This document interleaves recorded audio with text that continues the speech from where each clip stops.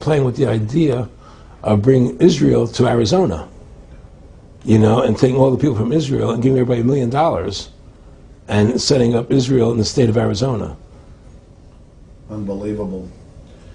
To end that problem, because that's a problem that they're not in charge of, in a sense. They're not controlling that problem. They're very arrogant. They can do whatever they want to do. We've given these people the authority to create money out of thin air, and through that device, they control everything.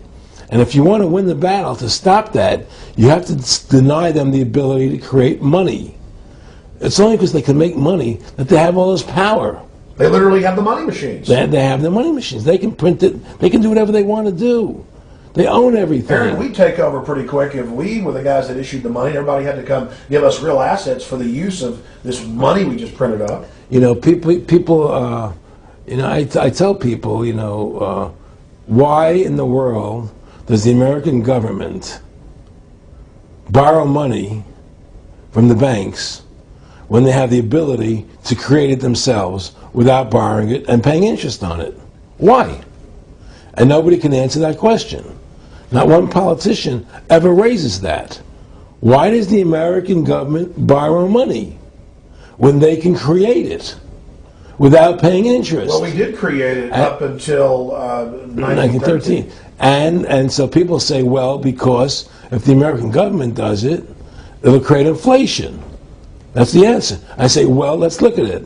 The American government has the Federal Reserve do it, which creates the same inflation as if they did it, but also with the inflation, now you're getting massive debt.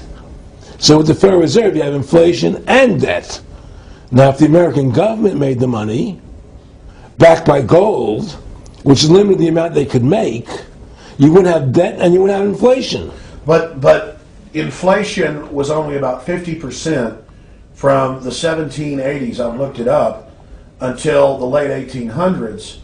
And then we have the central banks already trying to cause some panics, which they then used to push the Federal Reserve. And if we look at inflation since 1913 into 2007, it's exponential. In fact, a dollar is worth about 2 pennies to what it was worth in 1913. Former Federal Reserve Chairman Alan Greenspan doubled the money supply from 2000 to 2006. And then Edward Bernanke, the new Fed chief, came in and said he's going to double it again in the next 2 years. And then he said, now I'm going to make the money supply numbers secret. And so now we don't even know. Right. But the evidence is they are just, in the curve of inflation, it gradually grows. And then suddenly at a point, it goes straight up. And it seems it's now parabolic, reached, yeah, parabolic. But the thing is that the only thing I disagree with you on from early 1800 to 1913, there was no inflation other than during the Civil War.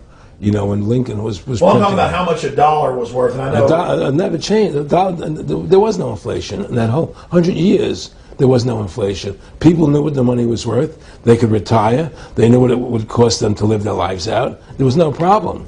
It was only since 1913 when the Fed came in that we created massive inflation and massive debt. So then what you said earlier, then there really wasn't inflation. There was no inflation. So you don't get inflation when the government issues the money, at least in the U.S. history. Well, not if it's backed by gold. Well, exactly. But I'm talking about, and I did look this up, and I believe that if you look after the country was set up, and some of the things that with Andrew Jackson and the rest of it, there were points where it spiked and there were manipulations. There were points, mostly during the Civil War. Yeah.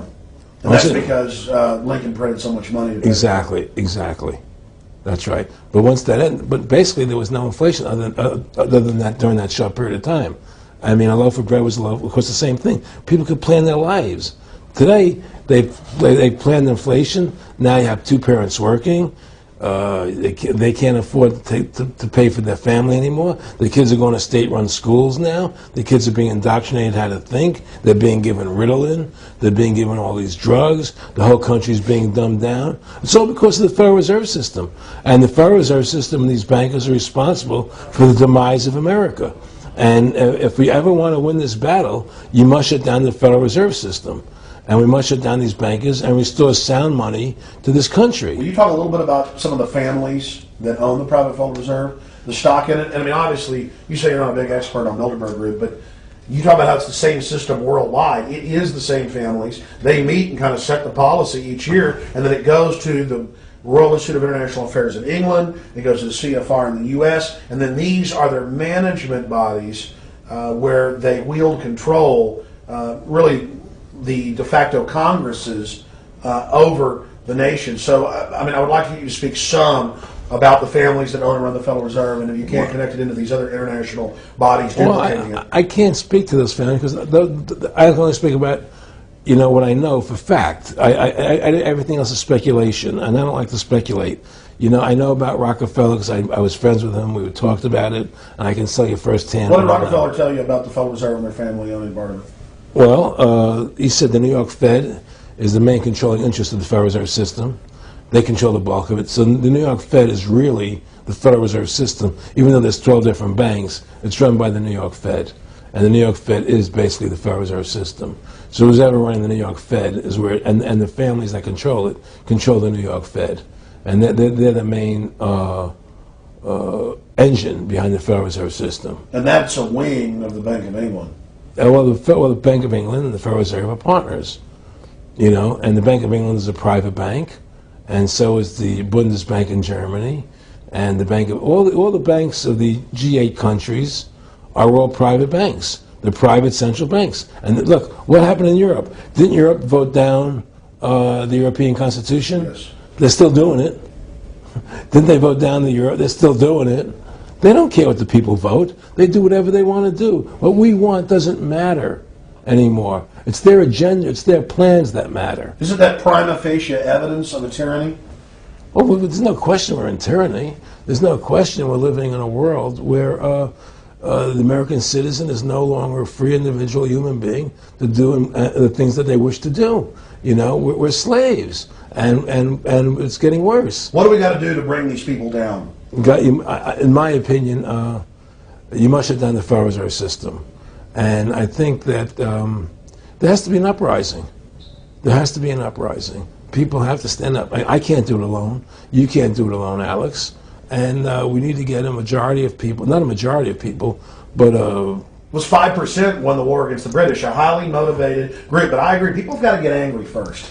I mean, not just, we know it's corrupt and that lackadaisical. We got to get pissed. People don't seem to have the courage to do what they have to do.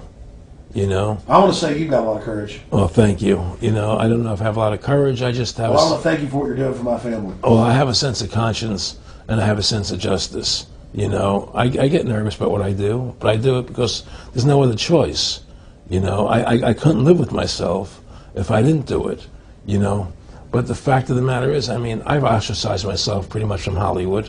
People are afraid to deal with me in Hollywood a lot because of what I do and the things I say. I don't go along with routines. A lot of people in Hollywood know the truth. They're not willing to stand up and speak about it. And I know many of them see my movie, and they know I'm right, and they won't talk about it because everybody's afraid. Everybody's afraid because they think that this money they get, these Federal Reserve notes, are really money, and they think they have a comfortable lifestyle, and they're afraid of change. They're afraid to stand up for what's right. And until people are willing to stand up and have the courage to do what they need to do, it's not going to change. And hopefully, what you're doing, what I'm doing, what other people like us are doing, can affect the change that people will stand up and say, hey, I've had enough. The thing is, we have one advantage, that they need us to cooperate. See, if we don't cooperate with them, they can't win. And so they always need our cooperation to go along with their programs. So they try to sell us. Right. They try to sell us. Democracy, this majority says this, believe in this, do that. The war on terror, we got to be scared. They're always trying to do things to sell us so that we'll go along with them. And once we learn not to cooperate with them, then we win the game. And that's the point. Don't cooperate with them. Don't go along with the program anymore. Stop it. Join forces. You and I should run for president and vice president and take over this country and bring freedom back to this country. That's what it's going to take. Two people like you and I, statesmen who believe in freedom, who believe in Thomas Jefferson and the Constitution and the founding fathers to make this country whole again. because right now it's in the grip of the evil ones.